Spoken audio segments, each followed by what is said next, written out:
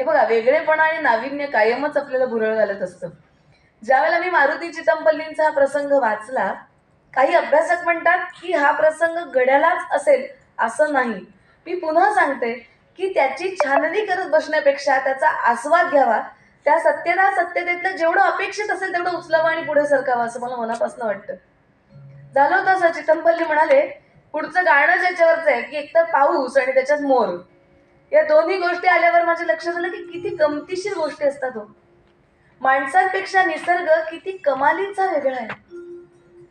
निसर्गामध्ये संपूर्ण निसर्ग जगतात पक्षी आणि कीटक सुद्धा यांच्यामध्ये नर सुंदर असतो आणि मादी नराची निवड करते. तमाम स्त्रियांना आवडेल असं बोलते. सगळी स्त्री सत्ताक पद्धत आहे. अहो, सुगरण पक्षी गळत कसं बांधतो याच्यावरनं ती निवडते की ह्याला आपण निवडायचंय का बाद. तसंच मोराचं आहे.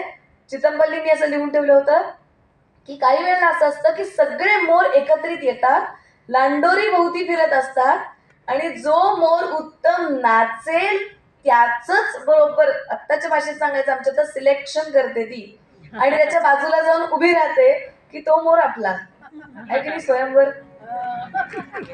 पण हे किती छान आहे सांगा.